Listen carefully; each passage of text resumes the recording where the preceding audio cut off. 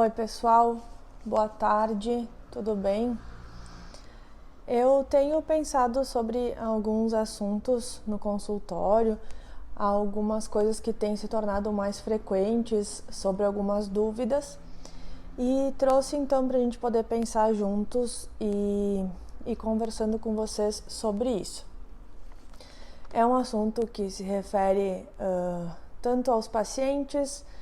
Eu penso que quase que principalmente aos familiares dos pacientes também e aos colegas de profissão que se identificarem com essa demanda. Bom, uma das coisas que eu queria poder pensar é a importância de um certo tripé no processo da terapia, que ele é composto por respeito, melhora do paciente, a melhora que ele vai tendo com a terapia, e verdade e compromisso. Eu penso que esse tripé, ele é algo que sustenta o processo. Respeito, porque o terapeuta, ele precisa saber respeitar o tempo do paciente, e não o tempo que ele gostaria que o paciente tivesse uma melhora, que o paciente fizesse as coisas como ele idealiza, né? Mas é no tempo do inconsciente de cada um. Junto com isso, a gente poder pensar que a verdade para cada paciente é singular, é única. E a nossa verdade, ela corresponde à nossa totalidade. E o que isso quer dizer? Nem sempre a gente vai estar bem, nem sempre a gente vai estar feliz, e isso acontece com frequência no processo, na evolução, na melhora de cada um na terapia. O que seria o processo de melhora num processo terapêutico, pelo meu entendimento, pelo que eu estudo e o que eu considero, né, e o que eu percebo? Passar por um período, isso também é singular, é de cada um esse tempo, né, esse período, passar por um período de angústia, de tristeza, de dar-se conta das nossas próprias questões, é o processo de melhora. Não estar bem sempre, não achar que a terapia é um circo, não é um show pirotécnico, né? A gente não tá lá no processo da terapia para estar saindo de lá sempre rindo, sempre bem, justamente porque a terapia é o lugar onde eu vou poder viver esse todo, trazer todas as minhas partes para aquele lugar e poder colocar lá um sofrimento e uma dor que talvez até então eu não me permiti viver. E é lá naquela relação, naquele contato, naquele vínculo com aquele psicólogo, com aquele terapeuta, é onde eu estou me permitindo vivenciar essa dor, que até então talvez eu me cobrei muito para estar bem sempre, para ser forte sempre, porque isso teve um lugar na minha vida, né?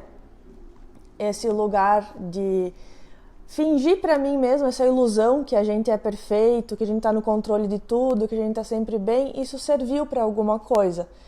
E talvez poder se dar conta disso, e muito provavelmente, quando a gente começa a olhar para questões mais profundas nossas, a gente começa a entrar num processo de embotamento, de tristeza, porque a gente começa a se dar conta de coisas que até então a gente nem se dava, né? A gente não se permitia olhar.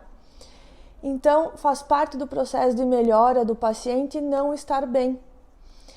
E isso, talvez, para quem nunca tenha vivido, para quem nunca tenha feito terapia, para quem nunca tenha se mantido, se permitido estar num processo terapêutico de frequência, de longo prazo, talvez não compreenda. E tá tudo bem, né? Afinal, a gente vai podendo compreender o que a gente vai tomando contato, o que a gente vai sentindo, experienciando em nós. E é um momento de muita angústia